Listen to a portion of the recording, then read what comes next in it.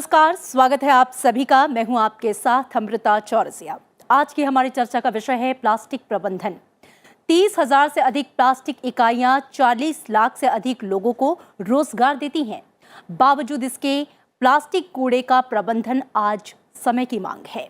उपराष्ट्रपति एम वेंकैया नायडू ने प्लास्टिक के स्थायित्व और लंबे समय तक कायम रहने के कारण इसके पर्यावरण पर पड़ने वाले प्रभाव और चुनौतियों को लेकर चिंता जताई है। उपराष्ट्रपति ने प्लास्टिक कचरे के प्रबंधन की प्रक्रिया को अपनाने और जनता को 3R रिड्यूस, रीयूज और रिसाइकिल के बारे में ज्यादा से ज्यादा जागरूक बनाने की जरूरत पर जोर दिया है। ऐसे में समाधान ये नहीं है कि प्लास्टिक का इस्तेमाल ही ना किया जाए, बल्कि ये है कि इसे जिम्मेदारी पूर्ण तरीके से इस्तेमाल किया जाए और उचित रूप से दोबारा इस्तेमाल करने योग्य बनाया जाए। स्वच्छ भारत अभियान का जिक्र करते हुए उन्होंने कहा कि लोगों को एकल उपयोग वाली प्लास्टिक के बारे में जागरूक करने का राष्ट्रव्यापी अभियान चलाया जाए। उन्होंने मीडिया, सामाजिक संगठनों, छात्रों और कार्यकर्ताओं से इस जागरूकता अभियान में शामिल होने की अपील की है, जिससे प्लास्टिक उत्पादों के निपटान के संबंध में लोगों के व्यवहार में बदलाव लाया जा सके। उन्होंने इस बात पर जोर दिया है कि समस्या प्लास्टिक के साथ नहीं है, बल्कि समस्या प्लास्टिक के उपयोग के बारे में हमारे दृष्टिकोण में है। आज की चर्चा में हम ये समझेंगे कि एकल उपयोग प्लास्टिक क्या है और पर्यावरण पर इसका क्या प्रभाव है। प्लास्टिक कचरे से होने वाली तमाम चुनौतियों के बीच प्लास्टिक प्रबंधन कितना जरूरी है और ये कैसे संभव है। और इस पर बातचीत करने के लिए मेरे साथ दो खास मेहमान जुड़ रहे हैं। उनसे आपका परिचय करवा दूं। सबसे पहले प्रोफेसर CK वार्ष्णेय जी हैं, जो कि जाने माने पर्यावरणविद हैं, साथ ही पूर्व dean school of environment sciences JNU। Sir, बहुत स्वागत है आप। साथ ही मेरे साथ जुड़े हैं चंद्रभूषण, CEO हैं iForest यानी कि international forum for environment sustainability and technology. आप दोनों का बहुत स्वागत है। पहला सवाल प्रोफेसर वार्ष्णेय, मैं आपसे चर्चा की शुरुआत करना चाहूंगी। और जैसा कि उपराष्ट्रपति ने भी कहा है कि प्लास्टिक के इस्तेमाल को हम पूरी तरह से ख़त्म नहीं कर सकते, लेकिन उसका इस्तेमाल कैसे किया जाए, उसका प्रबंधन कैसे किया जाए, इसके बारे में जानना ज़रूरी है। संयुक्त राष्ट्र के जो आंकड़े हैं वो ये कहते हैं कि हर साल 5 ट्रिलियन प्लास्टिक बैग का उपयोग जो है वो किया जाता है। सबसे पहले मैं ये समझना चाहूँगी कि एकल उपयोग प्लास्टिक क्या है और पर्यावरण पर इसके प्रभाव को आप कैसे देखते हैं? देखिए, एकल उपयोग प्लास्टिक जो है उसको हम एक दफे इस्तेमाल करके फिर फेंक देते हैं। जैसे एक कैरी बैग में हम कुछ सामान लेके आए और सिर्फ जहां से सामान खरीदा और घर आने तक ही सिर्फ उसका उपयोग होता है और उसके बाद उसको हम फेंक देते हैं। और इस तरीके से जो चारों तरफ लोग इसका प्रयोग कर रहे हैं, उससे पर्यावरण के अंदर बड़ी अधिक मात्रा में ये पहुंच जाते हैं और इनसे तरह तरह की समस्याएं उत्पन्न होती हैं। सबसे पहले तो बात यह है कि जहां प्लास्टिक ये है, इसका जीवन बड़ा लंबा है। इसकी केमिकल कंपोजिशन ऐसी है कि इसका विच्छेदन बहुत मुश्किल से होता है, डिकम्पोज बहुत मुश्किल से होती है, बल्कि ना के बराबर होती है। तो इसकी पर्यावरण में आयु इस तरीके से बहुत देर तक रहती है ये। और इसकी वजह से जो इसके अंदर रंग डाले जाते हैं, उनके अंदर बहुत ही जहरीले तत्व होते हैं। इसके अलावा जब रगड़ते हैं ये और हवा में उड़ते हैं और जमीन से रगड़ खाते हैं, तो इनके फिर छोटे छोटे कण भी और निकल आते हैं, जिनको कि हवा में भी उड़ना पड़ता है, हवा में भी रहते हैं और पानी के साथ ये बह भी जाते हैं। और जब पानी के साथ में ये थैले या एकल प्रयोग करने वाली प्लास्टिक, जैसे हमारी चम्मच है या कांटे हैं, जिसको हम कटलरी भी कहते हैं, अगर वो सबको फेंकते हैं तो उसके साथ क्या होता है कि ये एक तो वहीं पे बने रहते हैं। जैसे पत्तियां हों वो तो गल जाती हैं, बारिश आई और सब पत्तियां गल जाती हैं और फिर से न्यूट्रिएंट उसमें से निकल के और फिर से वो जमीन की उर्वरकता बढ़ा देते हैं, लेकिन ये वहीं के वहीं रहते हैं। और इनके टूटने का जो एक मुश्किल काम है, जिसको हम कहते हैं परसिस्टेंट है, ये इनकी लाइफ 1000 साल तक भी चल सकती है, स्थिति की बात है। तो इससे क्या होता है कि कई सारे जहरीले तत्व इनके अंदर से निकलते हैं, जिसमें पॉलीफिनाइल है, PVC है और DD तक भी इसके अंदर से निकलता है। और इसके साथ साथ जो छोटे छोटे कण होते हैं, वो वायुमंडल से और जहरीली चीजों को अपने अंदर सोख लेते हैं और वो सांस के जरिए भी हमारी नाक में फेफड़े में पहुंच जाते हैं और कोई ऐसी जगह बाकी नहीं है, दुनिया का कोई छोर नहीं बचा है जहां पर के प्लास्टिक ने अपनी दस्तक न दी हो और अपना साम्राज्य न जमाया हो। और ये हर दिन बढ़ती चली जा रही है। तो ऐसी समस्या है कि प्लास्टिक की एक बाढ़ आ रही है जिसको कि हम मनुष्य को संभलना है उसके बारे में, और ये हमारे द्वारा की गई है। तो इसलिए इसके बारे में चिंतित होना स्वाभाविक है और इसके बारे में प्रबंधन की एक बहुत बड़ी आवश्यकता है। जी बिल्कुल, चुनौतियां कई हैं और इसको लेकर चिंता करने की भी ज़रूरत है और प्रबंधन जो है उस पर खास फोकस है। अगला रुख मैं चंद्रभूषण जी आपका करना चाहूँगी। जैसा कि उपराष्ट्रपति जी ने भी कहा है कि समस्या जो है प्लास्टिक के साथ नहीं है, प्लास्टिक को लेकर हमारे दृष्टिकोण के साथ है। जब हम प्लास्टिक प्रबंधन की बात करते हैं तो उसमें कौन कौन सी वो चीज़ें आती हैं और उसको लेकर लोगों में जागरूकता की अगर कमी है तो उसे कैसे पूरा किया जाए? कितनी आवश्यकता की ज़रूरत है इस प्रबंधन, इस पूरे मैनेजमेंट को लेकर? अमृता जी धन्यवाद। मेरा पहला मैं जो पॉइंट रखना चाहूंगा वो ये है कि प्लास्टिक जो है उसके प्रबंधन में तो हमें कठिनाई है, प्रॉब्लम है, लेकिन कुछ प्लास्टिक ऐसे हैं जिसके कंजम्पशन में भी प्रॉब्लम है। तो ये नहीं है कि हम प्लास्टिक का सारा प्रॉब्लम सिर्फ प्रबंधन से सॉल्व कर सकते हैं। प्लास्टिक अनलिमिटेड टाइम रिसाइकिल नहीं हो सकती है। रिसाइकलिंग जो हम प्लास्टिक की बात करते हैं कि उसका हम दोबारा उपयोग करें, वो भी एक लिमिट है। उसके बाद हमें या तो उसको लैंडफिल में डालना पड़ेगा, डंप करना पड़ेगा, या उसको जलाना पड़ेगा एनर्जी रिकवरी के लिए। तो ये जो हमारे, अगर हम सोचते हैं कि सिर्फ हम प्लास्टिक रिसाइकिल करके प्लास्टिक के प्रॉब्लम को सॉल्व कर सकते हैं, वो सही नहीं। तो दो बहुत बड़े मुद्दे हैं। पहला ये है कि हम किस तरह से कुछ प्लास्टिक को कम करें। जैसे कि आपने एकल प्लास्टिक, सिंगल यूज प्लास्टिक की आपने चर्चा की। वो प्लास्टिक को हम बहुत इजीली रिप्लेस कर सकते हैं, उस पे हमें कोई इकोनॉमिक इंपैक्ट नहीं है। एक तरह से वो पर्यावरण को और हमारे सेहत को ज्यादा हार्म कर रहा है इकोनॉमिक गेन को लेके। तो एक ऐसा प्लास्टिक के प्रोडक्ट्स है जिसको कि हमें खत्म करने की जरूरत है, उसको हमें बैन करने की जरूरत है, एलिमिनेट करने की जरूरत है। उसके बाद वो प्लास्टिक है जो कि इकोनॉमिकली इंपॉर्टेंट है, हमारे प्रोडक्ट के लिए बहुत इंपॉर्टेंट है, हमें उनको प्रबंधन करके उनको रिसाइकलिंग इंक्रीज करने की जरूरत है। तो दोनों तरफ से हमें काम करने की जरूरत है। इसमें हमें रेगुलेशन लाने की भी जरूरत है। एक बहुत बड़ा प्रॉब्लम हमारे देश में अभी ये हो रहा है कि हम सिंगल यूज प्लास्टिक को हमने डिफाइन नहीं किया है। क्या सिंगल यूज प्लास्टिक है? हर एक स्टेट और यूनियन टेरिटरी अपने अलग अलग डेफिनेशन लाए हैं सिंगल यूज प्लास्टिक को लेके। तो एक हमारे पास नेशनल फ्रेमवर्क नहीं है सिंगल यूज प्लास्टिक का, ना ही नेशनल डेफिनेशन है। तो एक तो हमें रेगुलेशन पे काम करने की जरूरत है, दूसरा हमें अल्टरनेटिव पे काम करने की जरूरत है। ये कहना बहुत आसान है कि आप प्लास्टिक का बैग ना लें, लेकिन उसके लिए हमने क्या प्रबंधन किए हैं, क्या अल्टरनेटिव प्रोवाइड किए हैं, उसके ऊपर पे भी मार्केट डेवलपमेंट और बाकी मुद्दों पे भी काम करने की जरूरत है। तो जब तक हम एक होलिस्टिक फ्रेमवर्क नहीं लाएंगे प्लास्टिक में, तो ये सिर्फ बात करने में ही रह जाएगी, क्योंकि पिछले कुछ सालों से हम सिर्फ सिंगल यूज प्लास्टिक की बात ही कर रहे हैं, जबकि इम्प्लीमेंटेशन ग्राउंड पे नहीं हो पा रहा है, क्योंकि हमने एक होलिस्टिक फ्रेमवर्क अब तक डेवलप नहीं किया। जी बिल्कुल। प्रोफेसर वार्ष्णेय, मैं आपका रुक करना चाहूंगी। जैसा कि चंद्रभूषण जी कह रहे थे कि एक होलिस्टिक फ्रेमवर्क की जरूरत है, उपराष्ट्रपति ने भी जो 3R है उस पर एम्फेसिस किया है, रिड्यूस, रीयूज और रिसाइकिल। इसे आप कैसे देखते हैं? देखिए, ये तीनों चीजें बहुत आवश्यक हैं और कोशिश करने से हमें ये सफलता जरूर मिलेगी कि हम प्लास्टिक के ऊपर एक अंकुश लगा सकें। जो एकल उपयोग प्लास्टिक है उनका तो बंद होना एकदम जरूरी है, और वो मैं समझता हूं कि बड़ी आसानी से हम लोग उसको कर भी सकते हैं, और उसके अंदर हमको सफलता भी काफी हद तक मैं समझता हूं कि मिलनी शुरू हुई है। काफी लोग अब प्लास्टिक के थैले लेने में हिचकिचाते हैं, काफी सारे लोग अपना थैला इस्तेमाल करते हैं, और इस तरीके से ये धीरे धीरे अब प्रचलन बढ़ रहा है जी। और जैसे जैसे प्लास्टिक के अवगुण पता चल रहे हैं और जो उससे होने वाली समस्याओं के बारे में हम अवगत हो रहे हैं, तो लोगों के अंदर ये भावना बहुत तेजी से जाग रही है कि अब हमें प्लास्टिक के बारे में बहुत सजग रहना है। कहाँ पे जो छोटी मोटी प्लास्टिक है और जो छोटी मोटी चीजें उनका इस्तेमाल नहीं करना है। आपको पता होगा कि यूनाइटेड स्टेट्स में स्ट्रॉ बहुत ज्यादा यूज होती थी, तो चारों तरफ वो स्टोर है, आज वहां पर वो सब खत्म है।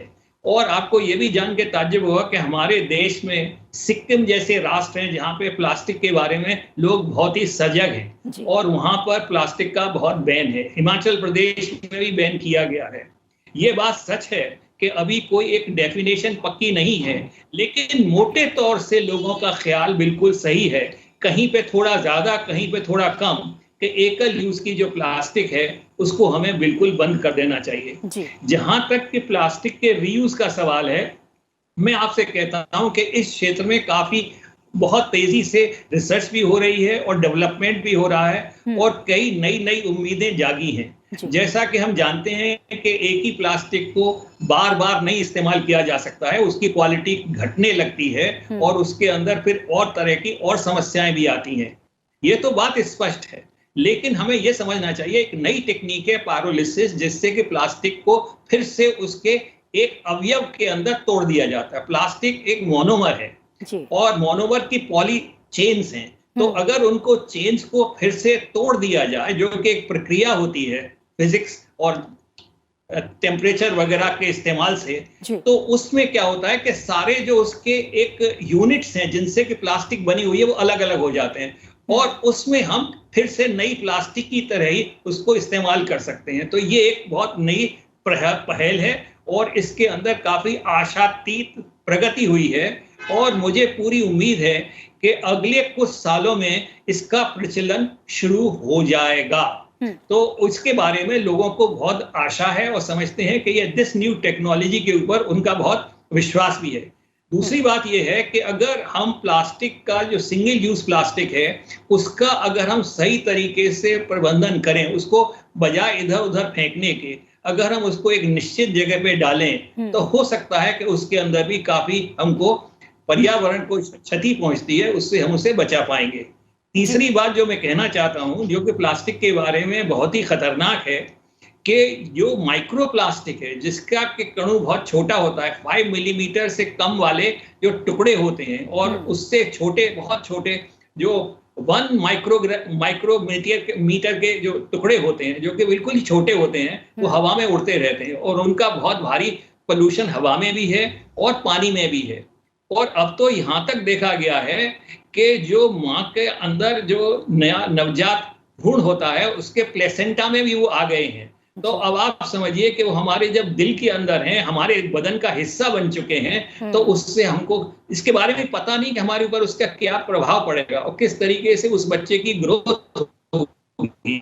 जी चंद्रभूषण जी, मैं आपका करना चाहूँगी। और जैसा कि प्रोफेसर वार्ष्णेय भी कह रहे थे कि हम हालांकि लोगों में भी ये जागरूकता बढ़ी है कि कैसे कम से कम प्लास्टिक का यूज़ जो है वो हम अपनी रोज़मर्रा की ज़िंदगी में करें, और कई राज्यों में से लेकर कानून भी बन गए हैं, लोग भी अपने पर्सनल लेवल पे भी अवेयर हैं। हम इसके इस्तेमाल को कम तो कर सकते हैं, रिड्यूस कर सकते हैं, लेकिन हम जानते हैं कि इसे अपने जीवन से ख़त्म नहीं किया जा सकता। ऐसे में प्लास्टिक को लेकर जो चुनौतियां हैं, इसके दुष्प्रभावों को लेकर जो चुनौतियां हैं, इनको अगर हम अवसरों में बदलने की बात करें, जिसका जिक्र उपराष्ट्रपति ने भी किया, तो उसे आप कैसे देखते हैं? देखिए अमृता जी, पहली बात ये समझना बहुत जरूरी है कि प्लास्टिक मैनेजमेंट जो है वो सॉलिड वेस्ट मैनेजमेंट का पार्ट है। एक कारण जिसके कारण हम प्लास्टिक वेस्ट को मैनेज नहीं कर पा रहे हैं वो ये है कि हमारा जो म्युनिसिपैलिटी लेवल पे, लोकल गवर्नमेंट के लेवल पे जो वेस्ट मैनेजमेंट है, जो बाकी कचरों का जो प्रबंधन है, वो बहुत कमजोर है। आप हमारे देश में आज के दिन में कोई 5,000 से 6,000 अर्बन लोकल बॉडीज हैं, मतलब कि जो कि शहरी क्षेत्र आप उनको कह सकते हैं। और अगर आप देखें सॉलिड वेस्ट मैनेजमेंट, तो वहां पे 90% ऐसे जगह है जहां की कचरा प्रबंधन बहुत कमजोर है और उसी के कारण हमारा प्लास्टिक वेस्ट मैनेजमेंट भी कमजोर है। तो पहली बात जो समझने की ये जरूरत है कि प्लास्टिक वेस्ट मैनेजमेंट को हम जो ओवरऑल वेस्ट मैनेजमेंट है उससे हम डिसएसोशिएट नहीं कर सकते हैं। अब तभी प्लास्टिक को मैनेज कर सकते हैं, प्लास्टिक वेस्ट को, अगर हमारा सॉलिड वेस्ट मैनेजमेंट अच्छा हो।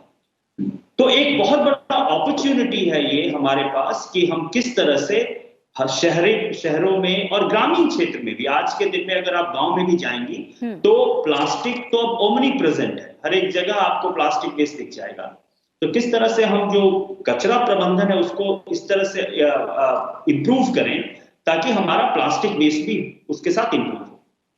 दूसरा जो ये मुद्दा है, आपने बहुत सही कहा कि प्लास्टिक हमारी जिंदगी से निकल नहीं सकता है। बहुत से ऐसे प्रोडक्ट हैं जिसमें कि प्लास्टिक का यूज एक्चुअली एनवायरमेंटली बेनिफिशियल है जी। वो पर्यावरण के लिए भी ठीक है, लेकिन बहुत से ऐसे यूज हैं जहां की प्लास्टिक का यूज पर्यावरण के लिए बहुत ही हानिकारक है। तो हमें हानिकारक क्या है और उपयोगी क्या है उसमें डिफरेंशिएशन करना बहुत जरूरी है। क्योंकि अगर एक आंकड़ा मैं आपको बताना चाहूंगा कि दुनिया में अब तक जितने प्लास्टिक बने हैं हम सिर्फ 10% रिसाइकिल कर पाए। 90% जब से प्लास्टिक बनना शुरू हुआ है और 2020 तक 90% प्लास्टिक आज के दिन भी पर्यावरण में उनको फेंका गया है, या तो जलाया गया है या उनको लैंडफिल में फेंका गया है। आज हमारे समुद्र में इतने प्लास्टिक हैं कि मछलियों के वजन जो है उसके बराबर लोग बोलते हैं कि उतना हमारे पास अब प्लास्टिक है। तो अगर आप इन सभी चीज को देखें तो हमारे पास अपॉर्चुनिटी है वेस्ट मैनेजमेंट इंप्रूव करने का, हमारे पास अपॉर्चुनिटी है सही प्लास्टिक के इस्तेमाल करने का, और हमारे पास अपॉर्चुनिटी है नए टेक्नोलॉजी और नए बिजनेस अपॉर्चुनिटी लाने का प्लास्टिक वेस्ट मैनेजमेंट में। जी, तो ये अपॉर्चुनिटी भी है हमारे पास। और अब मैं करना चाहूँगी प्रोफेसर वार्ष्णेय आपका, 30,000 से अधिक जो प्लास्टिक इकाइयाँ हैं वो 40 लाख से अधिक लोगों को रोज़गार देती हैं, लेकिन फिर भी हम जानते हैं कि इस प्लास्टिक कचरे और कूड़े का जो प्रबंधन है वो आज समय की मांग है।